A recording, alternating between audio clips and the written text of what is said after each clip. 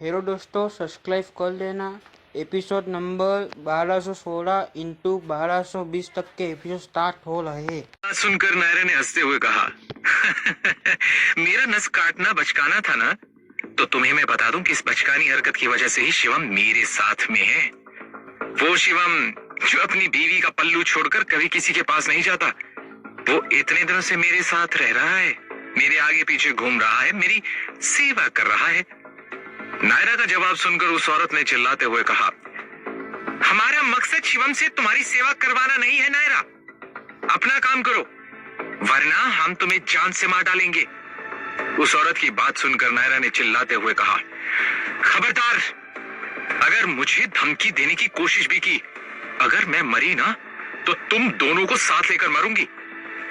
नायरा और उस औरत के बीच बहस बढ़ने ही वाली थी, तभी उस आदमी ने उस बहस को रोकते हुए कहा, चुप करो तुम दोनों, हम यहाँ बहुत बड़े प्लान को लेकर मौजूद हुए हैं, हम उस प्लान पे डिस्कस कर लें, तुम लोगों की लड़ाई बाद में भी होती रहेगी।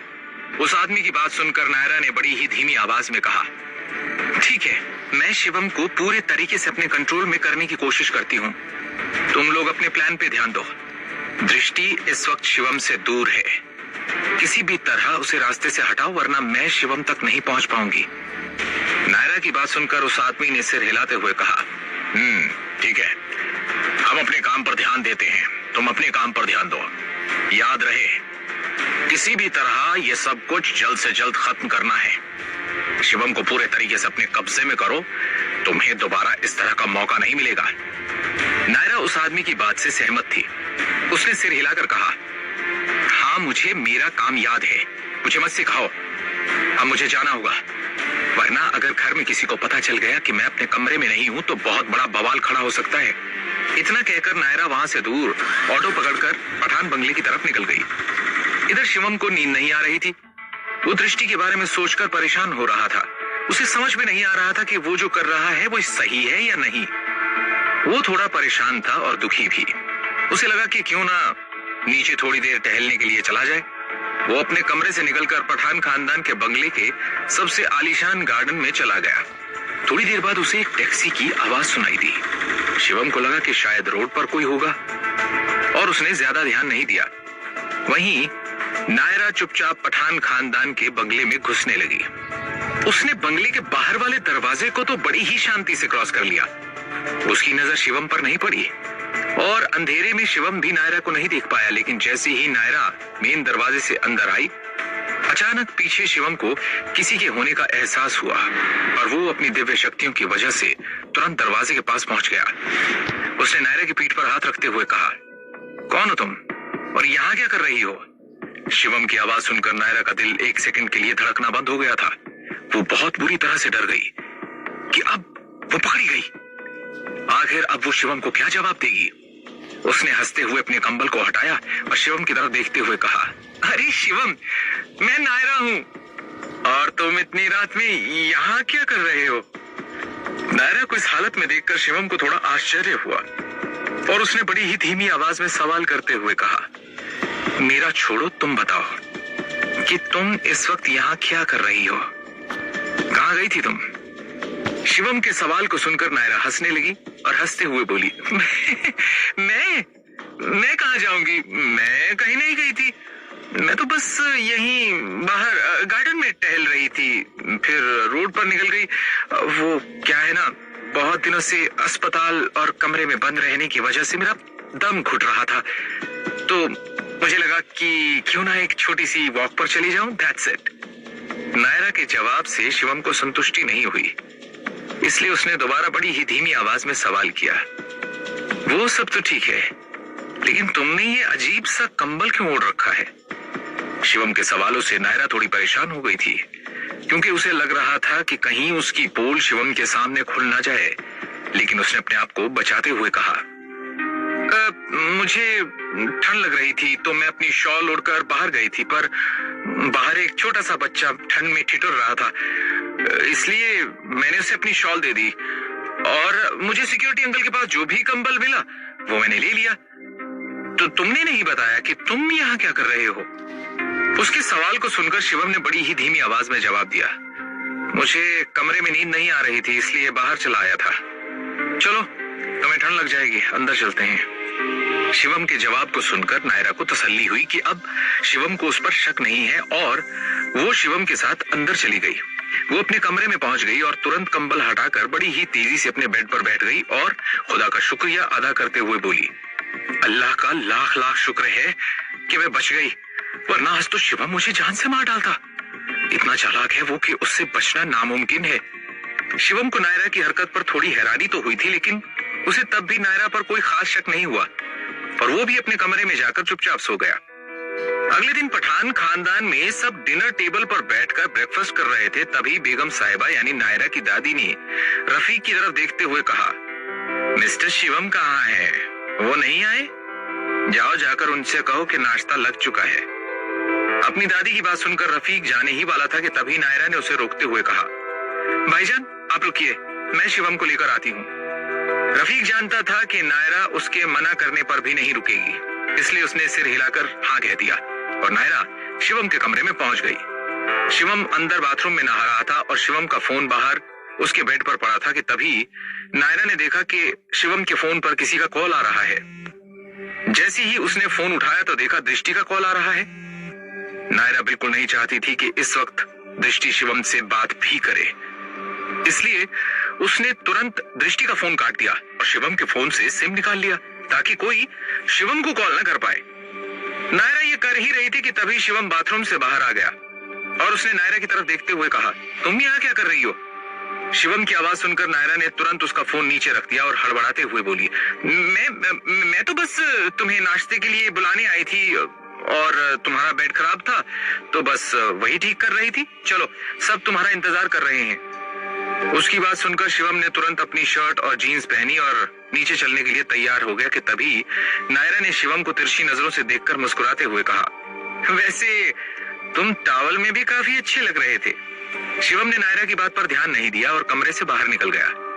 नायरा को खुशी हुई कि शिवम ने उसके फोन से सिम निकालते हुए नहीं देखा और वो भी शिवम के पीछे पीछे नीचे चली गई। इधर दृष्टि जो काफी वक्त से शिवम को कॉल करने की कोशिश कर रही थी, वो अब और ज्यादा परेशान हो गई। उसे समझ नहीं आ रहा था कि शिवम उसका फोन क्यों नहीं उठा रहा है, वो कहाँ है, किस हालत में है। दृष्टि को इस बात की कोई खबर नहीं थी। वो शिवम से अर्जेंट बात करना चाहती थी। फिर दृष्टि ने सोचा क्यों ना वो अविनाश या जगनपुरी से पूछकर देखे, शायद उन्हें शिवम के बारे में कोई खबर हो। दृष्टि ने तुरंत अविनाश को कॉल किया और बड़ी ही धीमी आवाज में उससे सवाल करते हुए कहा, हाय अविनाश, सॉरी, मैं तुम्हें परेशान नहीं करना चाहती थी, लेकिन मुझे शिवम के बारे में कोई खबर नहीं मिल रही है। वो कहाँ है, किस हाल में है, मेरा उससे कांटेक्ट नहीं हो पा रहा है। क्या तुम जानते हो कि वो कहाँ है? दृष्टि के सवाल को सुनकर अविनाश थोड़ा सहम गया। हालांकि उसे पता था कि शिवम इस वक्त पठान खानदान में है और उससे पहले वो नायरा पठान को बचाने के लिए अस्पताल में था, पर उसे समझ में नहीं आ रहा था कि वो ये सारी बातें दृष्टि को कैसे बताए, क्योंकि दृष्टि शिवम के बारे में सवाल पूछ रही है। इसका मतलब शिवम ने अब तक दृष्टि को इस बारे में कुछ नहीं बताया है। इसीलिए अविनाश ने दृष्टि की बात को टालते हुए कहा, दृष्टि, मुझे भी नहीं पता कि शिवम इस वक्त कहाँ है। मेरी भी उससे बात नहीं हो पा रही है। तुम थोड़ा इंतजार करो, शायद वो तुम्हें खुद कॉल कर ले। अविनाश की लड़खड़ाती हुई आवाज को सुनकर दृष्टि समझ गई कि वो उससे कुछ छुपा रहा है, इसलिए उसने तुरंत बड़ी ही धीमी आवाज में सवाल किया, तुम मुझसे इस तरह से बात क्यों कर रहे हो?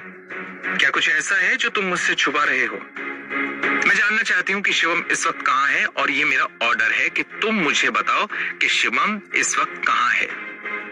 दृष्टि अविनाश के बॉस शिवम की बीवी थी। हालांकि शिवम ने कभी भी अविनाश को अपना एम्प्लॉय या पार्टनर नहीं समझा। वो हमेशा से उसे अपनी भाई का दर्जा देता था, लेकिन दृष्टि भी अविनाश को अपना भाई मानती थी और अविनाश अपनी बहन से झूठ नहीं बोल सकता था।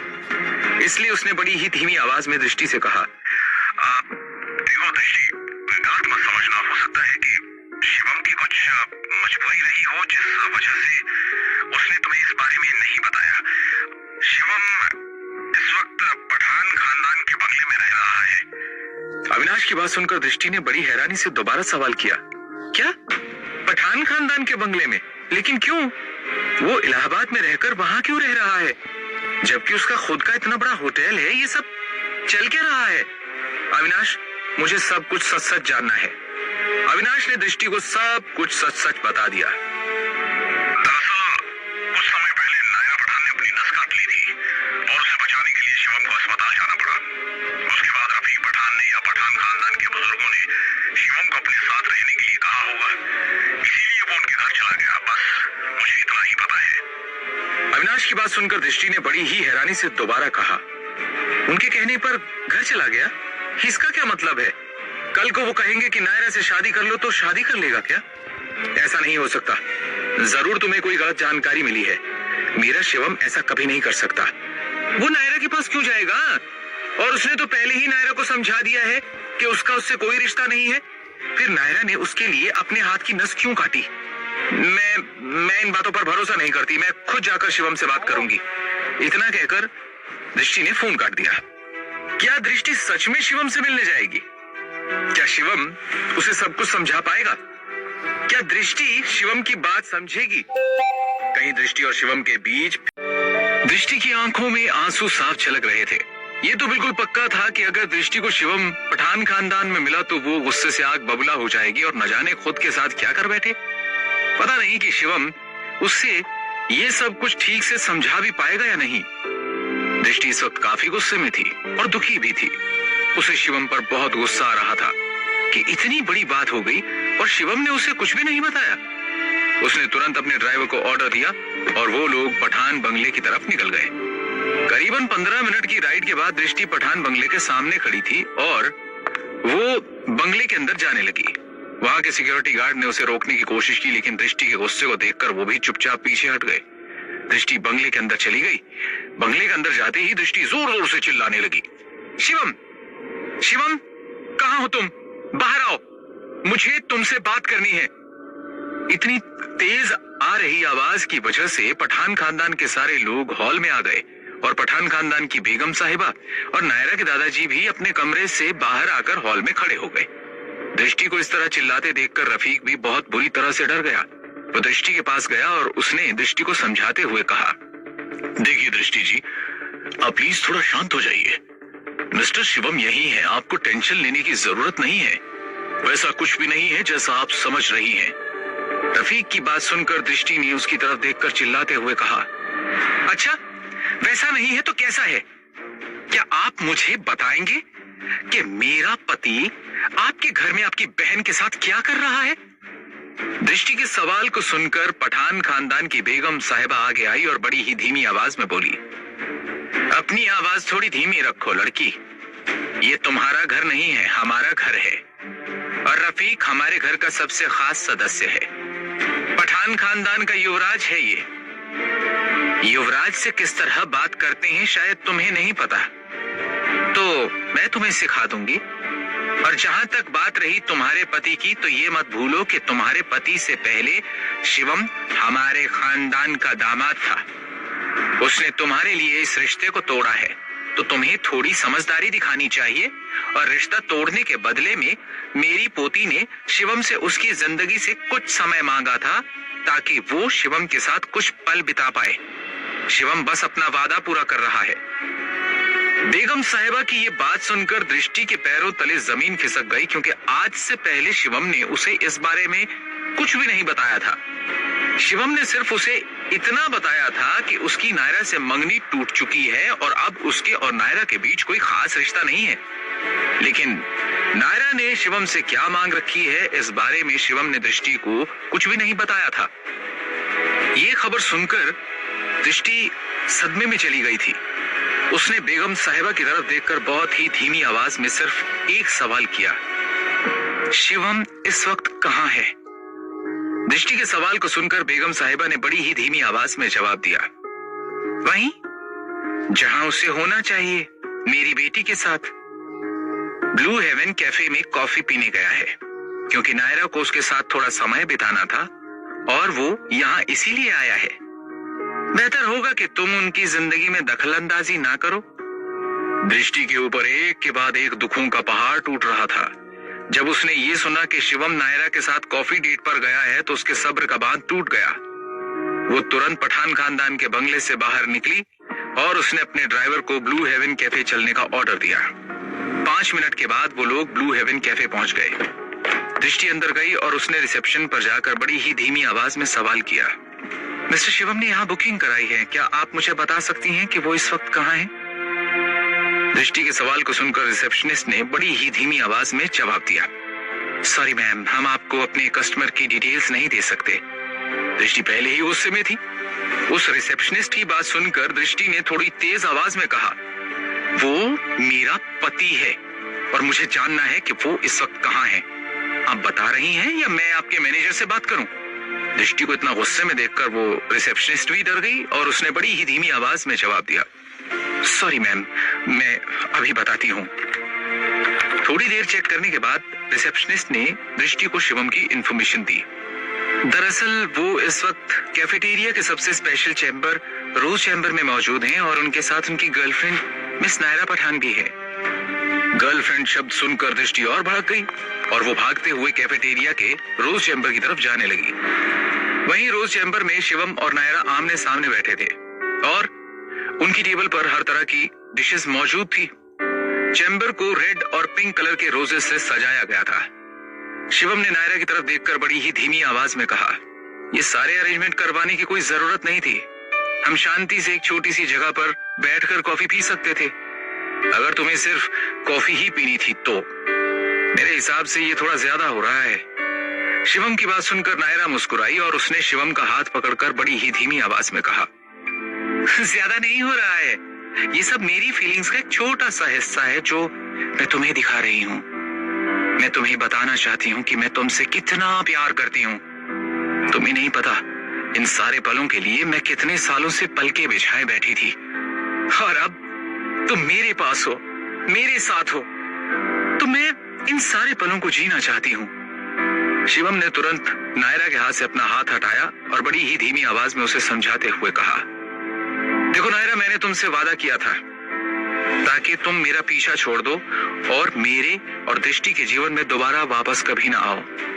मेरा मकसद तुम्हारे करीब आना या तुम्हें कुछ ऐसे पलों का एहसास कराना नहीं था जो मेरे और दृष्टि के लिए गलत है। मैं एक शादीशुदा इंसान हूँ, तो बेहतर होगा कि तुम अपनी लिमिट में रहो और मुझे अपनी लिमिट में रहने दो। शिवम के जवाब को सुनकर नायरा का मूड ऑफ हो गया और उसका चेहरा लटक गया। वो कुछ कर रही थी तभी गरम कॉफी उसके टॉप पर गिर गई और वो जोर से चिल्लाई, आह! उसके चिल्लाते ही शिवम तुरंत अपनी कुर्सी से उठा और टिश्यू से उसके टॉप को साफ करने के लिए आगे बढ़ा। उसके टॉप को साफ कर ही रहा था कि तभी रोज चैम्बर का दरवाजा खुला और दृष्टि शिवम और नायरा के सामने खड़ी थी। दृष्टि ने शिवम को ऐसे सीन में देखा था कि उसकी आंखें खुली की खुली रह गई। दृष्टि को लगा कि शिवम नायरा का टॉप खोलने की कोशिश कर रहा है और ये देखकर दृष्टि का गुस्सा और बढ़ गया। दृष्टि को देखकर शिवम समझ गया कि इस वक्त वो क्या सोच रही होगी और उसने दृष्टि को समझाने के लिए बड़ी ही धीमी आवाज में कहा, दृष्टि, देखो, मेरी बात समझने की कोशिश करो। वैसा कुछ भी नहीं है जैसा तुम समझ रही हो। मैं तुम्हें ठीक से समझाता हूँ, प्लीज तुम मेरी बात मानो। तुम यहाँ बैठो। शिवम दृष्टि को पकड़ने के लिए अपना हाथ आगे बढ़ा ही रहा था कि दृष्टि ने उसे अपना हाथ दिखाकर रोकते हुए कहा, मुझे छूने की कोशिश भी मत करना। मुझे लगा था कि तुम मुझसे प्यार करते हो। मैंने तुम्हें हर तरह की फ्रीडम दी। तुम्हें जहां जाना था तुम गए। तुमने मुझे महीनों कॉल नहीं किया, लेकिन मैंने तुमसे एक भी सवाल नहीं किया, सिर्फ इसलिए क्योंकि मुझे पता था कि तुम मेरे अलावा कभी किसी के बारे में नहीं सोचते। आज जो मैंने देखा है उसे देखकर तुम्हें कुछ भी समझाने की जरूरत नहीं है। शिवम, मुझे जो देखना था, जो सुनना था, जो कहना था, वो सब हो गया और अब मैं यहाँ से जा रही हूँ। मेरा तुम्हारे साथ अब कोई रिश्ता नहीं है। कल सुबह तुम्हारे पास डिवोर्स के पेपर्स पहुंच जाएंगे। Enjoy with your girlfriend. इतना कहकर दृष्टि गुस्से में रोती हुई वहां से चली गई। दृष्टि की इन सारी बातों को सुनकर शिवम को बहुत ज्यादा गुस्सा आ रहा था। उसे पता था कि इसमें दृष्टि की कोई गलती नहीं है, लेकिन वो दृष्टि को समझा भी नहीं सकता था। वो भागते हुए दृष्टि के पीछे गया, लेकिन तब तक दृष्टि कैफे से बाहर निकल चुकी थी। दृष्टि का ड्राइवर गाड़ी के बाहर खड़ा था। दृष्टि ने उसके हाथ से गाड़ी की चाबी ली, उससे में ड्राइविंग सीट पर बैठी और गाड़ी लेकर चली गई। जब तक शिवम कैफे से बाहर आया, दृष्टि गाड़ी लेकर निकल चुकी थी। शिवम ने उसके ड्राइवर की तरफ देखकर बड़ी ही धीमी आवाज में सवाल किया, तुम यहाँ खड़े खड़े क्या कर रहे हो? तुमने दृष्टि को चाबी दी कैसे? शिवम के सवाल को सुनकर ड्राइवर ने सर झुकाकर कहा, I am very very sorry sir, पर मैम इतनी जल्दी आई और उन्होंने कब मेरे हाथ से चाबी ले ली मुझे पता ही नहीं चला। दृष्टि के गुस्से को देखकर शिवम बहुत ज्यादा डर गया था। उसे ऐसा लग रहा था कि कहीं दृष्टि अपने साथ कुछ गलत न कर ले, इसलिए उसने तुरंत उस ड्राइवर को कुछ पैसे दिए और बड़ी ही धीमी आवाज में कहा, अंदर एक मैम बैठी हैं, उन्हें सही सलामत उनके घर पहुंचा देना, ठीक है? फिर शिवम ने अपनी गाड़ी निकाली और वो दृष्टि का पीछा करने लगा। वो काफी देर से दृष्टि को ढूंढ रहा था। वो दृष्टि को ढूंढते ढूंढते इलाहाबाद के बाहरी इलाके में पहुंच गया, जहां सिर्फ जंगल था और कुछ भी नजर नहीं आ रहा था। शिवम लगातार दृष्टि को ढूंढने की कोशिश कर रहा था। वो गाड़ी से बाहर निकल गया और जंगल के अंदर दृष्टि को ढूंढने लगा कि तभी उसे दृष्टि की गाड़ी दिखाई दी, जो एक बहुत बड़े पेड़ से टकरा गई थी। शिवम भागते हुए दृष्टि की गाड़ी के पास पहुंचा। जैसे ही उसने गाड़ी का दरवाजा खोला तो पाया कि दृष्टि अंदर नहीं है। ये देखकर शिवम की धड़कनें और ज्यादा बढ़ गई। वो पागलों की तरह दृष्टि को इधर उधर ढूंढने लगा और चिल्लाने लगा, दृष्टि, दृष्टि कहां हो तुम? दृष्टि, दृष्टि। आज पहली बार शिवम की आंखों में आंसू थे और वो बहुत बुरी तरह से चीख रहा था। काफी देर इधर उधर ढूंढने के बाद शिवम को दृष्टि का दुपट्टा दिखाई दिया। जैसे ही वो दुपट्टे के पास पहुंचा, उसने देखा कि नीचे बहुत बड़ी खाई थी और जो शिवम सोच रहा था उसे सोचकर उसके पैरों तले जमीन खिसक गई। उसे ऐसा लगा कि दृष्टि ने सुसाइड कर लिया है। वो बहुत बुरी तरह से घबरा गया था।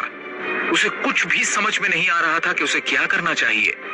उसने तुरंत पुलिस को कॉल किया और थोड़ी ही देर में वहां पुलिस पहुंच गई। शिवम ने पुलिस को सारी घटना बताई और उसके बाद पुलिस ने शिवम को घर जाकर आराम करने के लिए कहा और ये मैटर अपने हाथ में ले लिया। शिवम चुपचाप अपनी गाड़ी से पठान खानदान के बंगले में वापस लौट गया। वो पठान खानदान के बंगले के अंदर घुसा तो सदमे में था। वो किसी से कोई बातचीत नहीं कर रहा था। इधर नायरा पहले ही बंगले में पहुंच चुकी थी और उसने रफीक और बेगम साहिबा को सब कुछ बता दिया था। शिवम को आते देखकर नायरा तुरंत उसके पास पहुंची और उसने शिवम की तरफ देखते हुए कहा, क्या हुआ शिवम? दृष्टि कहाँ है? सब ठीक तो है ना? तुमने उसे समझाया ना कि हमारे बीच कुछ भी नहीं है? तुम कुछ बोल क्यों नहीं रहे हो? क्या दृष्टि सच में मर गई है? क्या शिवम को दृष्टि के बारे में कोई जानकारी मिलेगी? दृष्टि के बिना शिवम क्या करेगा? क्योंकि उसने अपने प्यार को खो दिया था। उसे यकीन हो गया था कि दृष्टि उससे इतनी दूर जा चुकी है कि अब वो दोबारा उसे कभी वापस नहीं मिलेगी।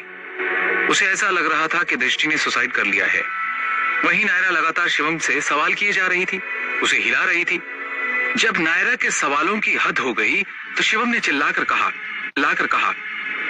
नहीं, नहीं समझा पाया मैं उसे, खो दिया मैंने उसे, और अब भगवान के लिए तुम मेरा पीछा छोड़ दो। इतना कहकर शिवम गुस्से में अपने कमरे की तरफ चला गया। नायरा शिवम की बातों से थोड़ा डर गई थी। रफीक को लगा कि कहीं नायरा दोबारा कुछ ऐसा वैसा न कर ले, इसलिए उसने नायरा के कंधे पर हाथ रखा और उसे समझाते हुए कहा, देखो नायरा, समझने की कोशिश करो। शिवम ने अपनी जिंदगी के सबसे महत्वपूर्ण इंसान को खोया है।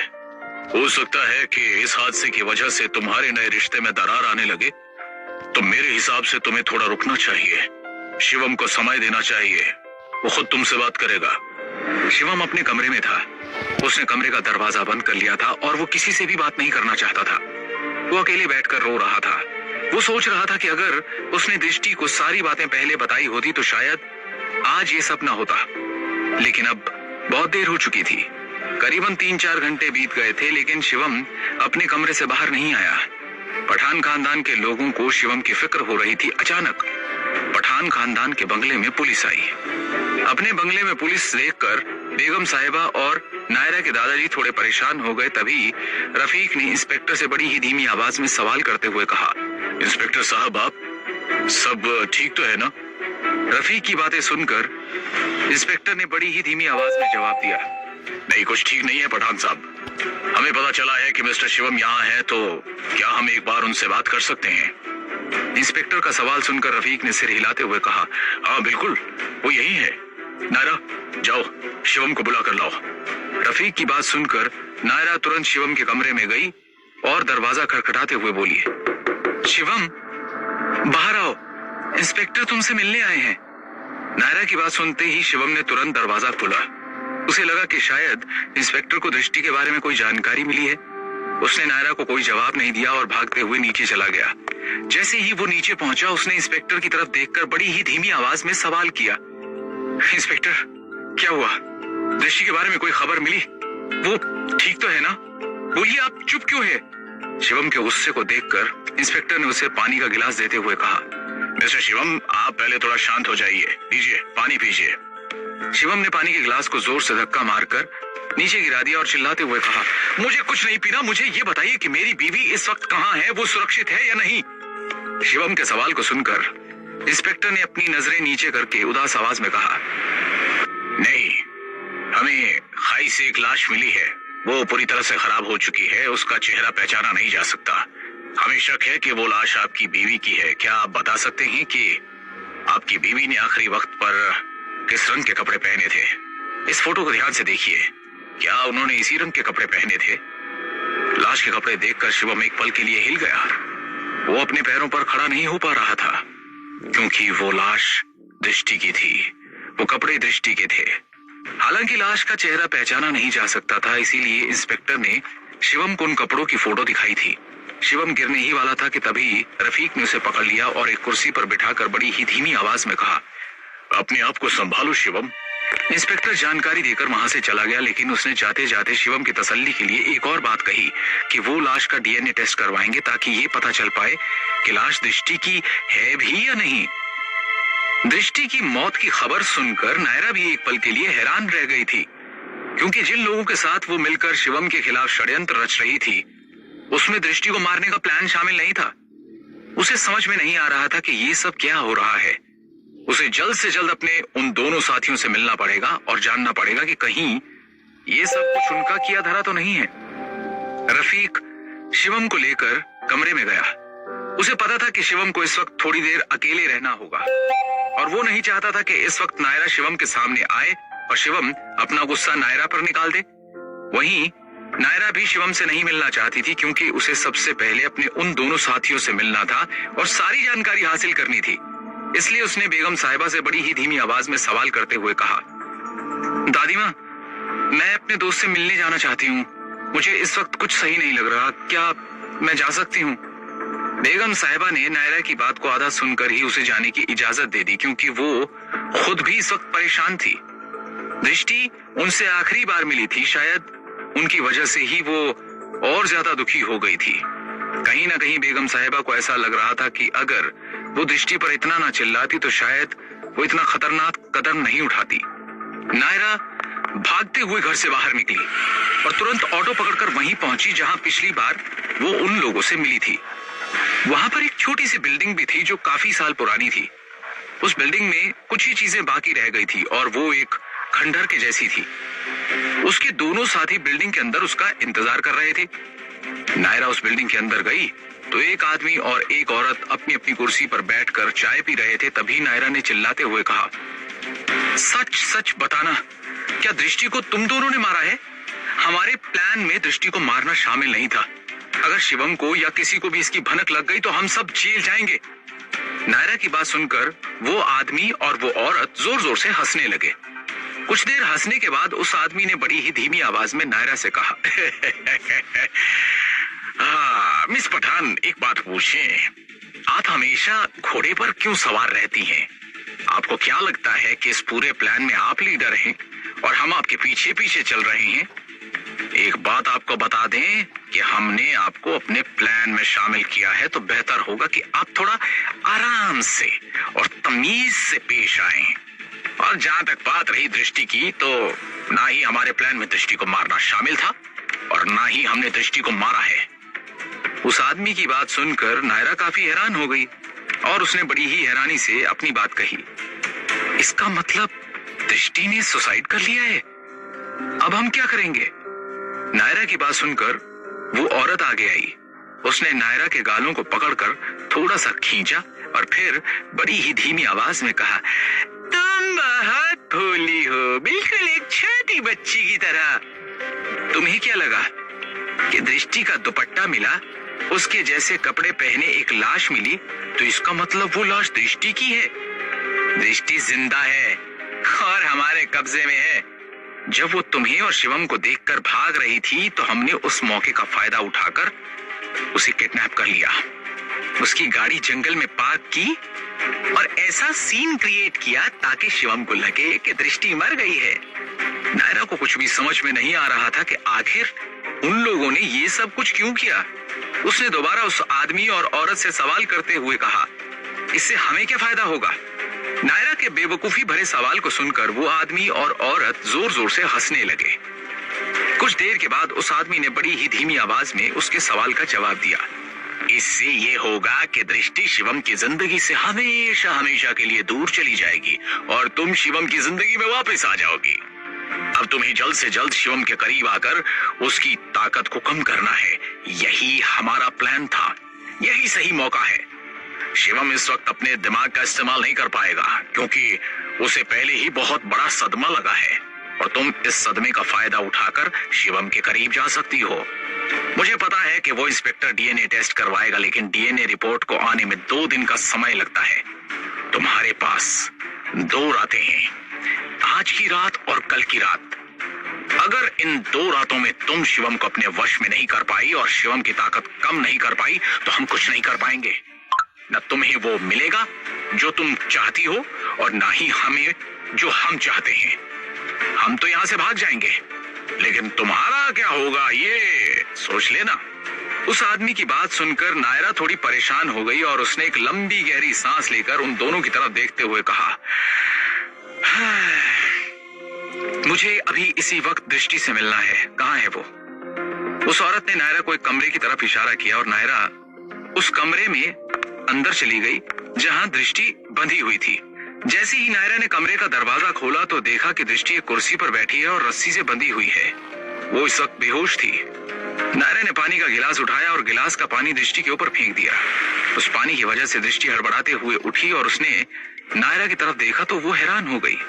नायरा की तरफ देखकर दृष्टि ने चिल्लाते हुए कहा, तुम?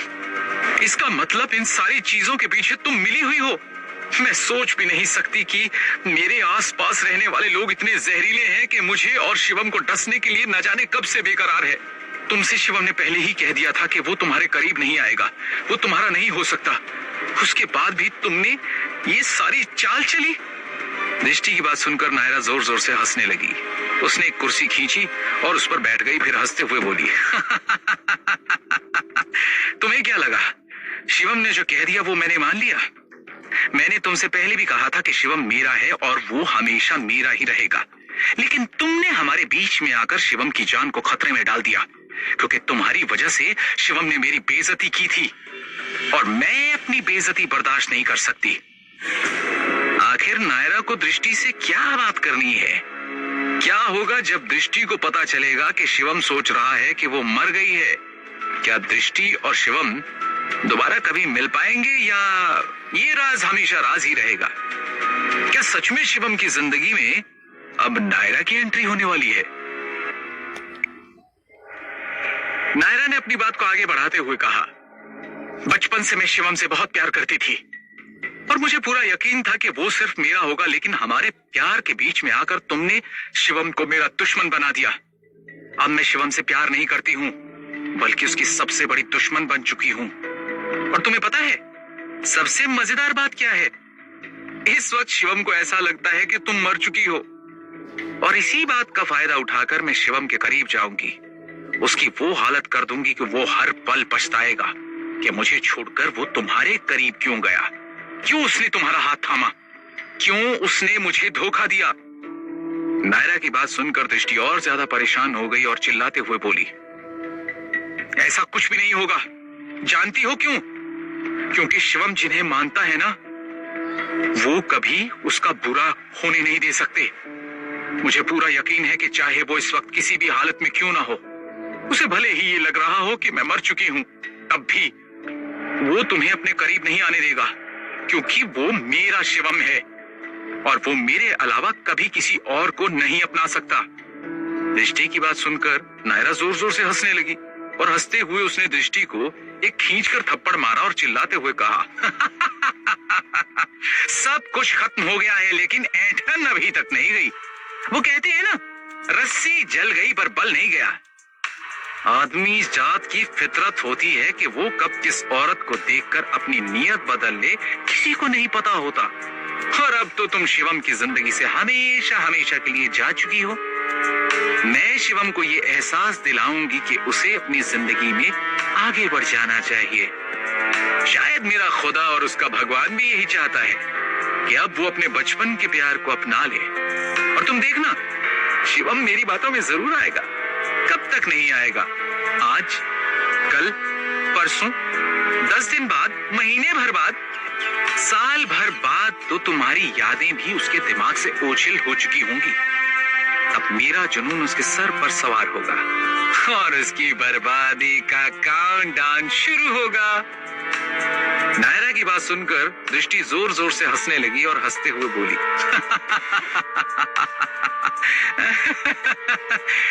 तुम्हें ऐसा लगता है कि दुनिया में नफरत, बदला, यही सब कुछ है ना? पर इससे ऊपर एक ऐसा एहसास है जो कभी बदला नहीं जा सकता, और वो है प्यार। तुम्हें शर्त लगानी है तो तुम लगा सकती हो। 1 दिन क्या, 10 दिन क्या, 1 साल क्या और 10 साल क्या, शिवम के दिल से मेरे प्यार का एहसास कभी गायब नहीं होगा और तुम उसके करीब कभी नहीं जा पाओगी, चाहे कितनी भी कोशिश क्यों ना कर लो। नायरा पठान, जाओ, मैं तुम्हें खुली चुनौती देती हूँ कि मेरा शिवम मुझ तक जरूर पहुंचेगा।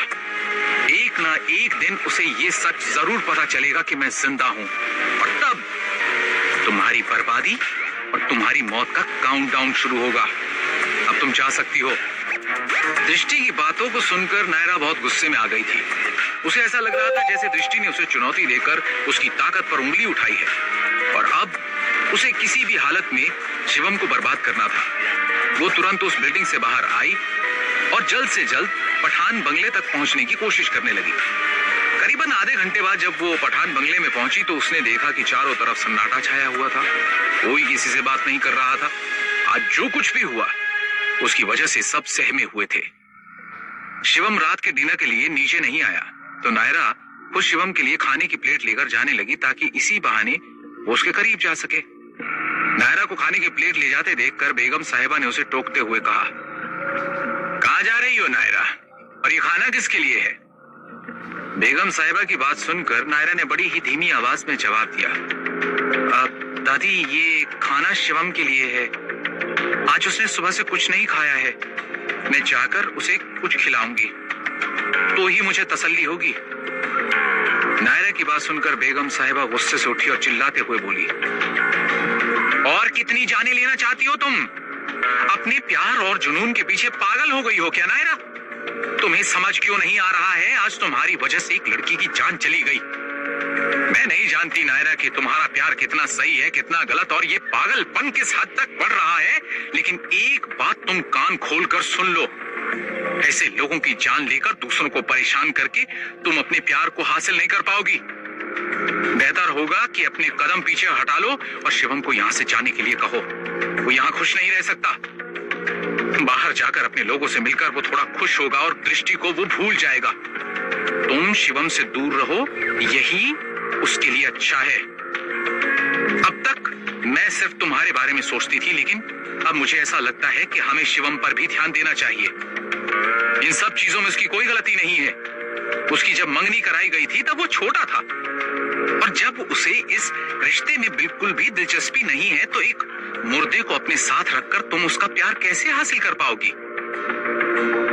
बेगम साहिबा की डांट सुनकर नायरा ने प्लेट टेबल पर रखी और उनकी आंखों में आंखें डालकर काफी गंभीर आवाज में कहा, आप मेरी दादी हैं, इसीलिए ये सारी बातें सुनकर मैं चुप हूं। अगर आपकी जगह कोई और होता तो शायद अब तक मैं उसको जान से मार डालती। मुझे नहीं पता है कि ये मेरा जुनून है, पागलपन है, मोहब्बत है या क्या है, लेकिन मैं शिवम से प्यार करती हूँ और किसी भी कीमत पर उसे हासिल करना चाहती हूँ। मैंने दृष्टि को नहीं मारा। अगर उसने सुसाइड करने का फैसला कर लिया तो इसमें मेरी मोहब्बत का क्या कसूर? मेरा शिवम अब अकेला है और अब मेरे पास पूरा मौका है कि मैं उसे अपने साथ रखूं और उसे अपने बचपन के प्यार की याद दिलाऊं। उसे ये एहसास दिलाऊं कि शायद खुदा ने हमें मौका दिया है कि हम दोबारा एक साथ हो सकें। और जब ये मौका खुद मुझे परवरदिगार ने दिया है तो मैं किसी और का दुख मनाने की बजाय अपनी मोहब्बत की सेज सजाना चाहती हूँ। सुन लिया आपने? क्या मैं अब जा सकती हूँ? इतना कहकर नायरा गुस्से में वो प्लेट लेकर शिवम के कमरे की तरफ चली गई। रफीक ने बेगम साहिबा का हाथ पकड़कर उन्हें समझाते हुए कहा, जो हो रहा है होने दीजिए, आप नायरा को नहीं रोक सकती। नायरा शिवम के प्यार में पागल हो चुकी है। बेगम साहिबा, नायरा के दादाजी, रफीक और पठान खानदान के बाकी सदस्य भी नायरा की इन हरकतों से अब परेशान होने लगे थे, क्योंकि उन्हें ऐसा लगने लगा था कि वो रुकने का नाम नहीं ले रही है तो धीरे धीरे कहीं नायरा की वजह से बहुत सारी परेशानियां खड़ी ना हो जाए। वहीं नायरा खाने की प्लेट लेकर शिवम के कमरे के बाहर पहुंची और उसने दरवाजा खटखटाते हुए कहा, शिवम, दरवाजा खोलो, मैं तुम्हारे लिए खाना लाई हूं।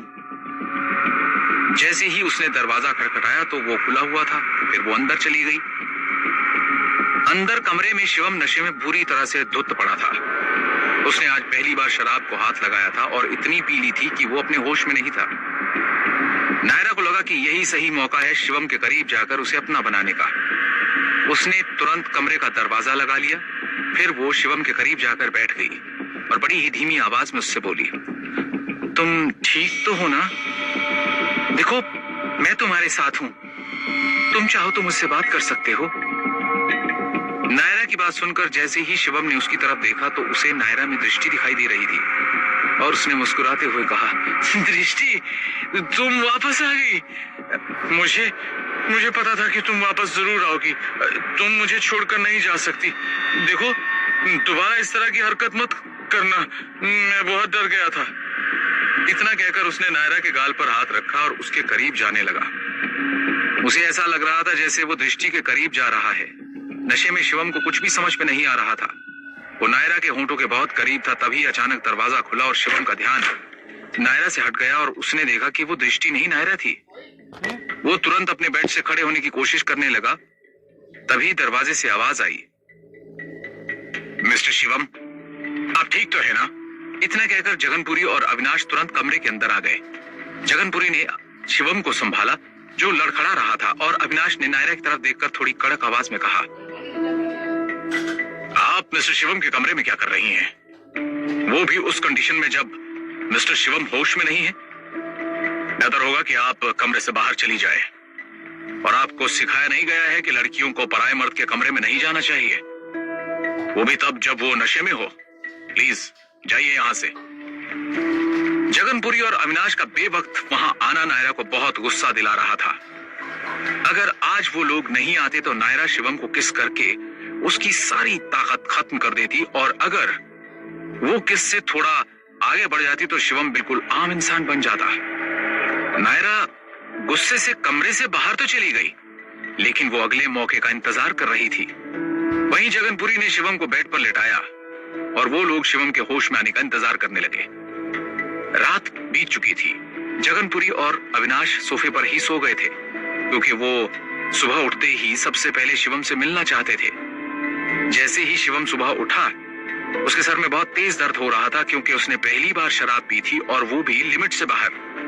वो अपना सर पकड़ते हुए उठा। तभी अविनाश और जगनपुरी भी उठ गए।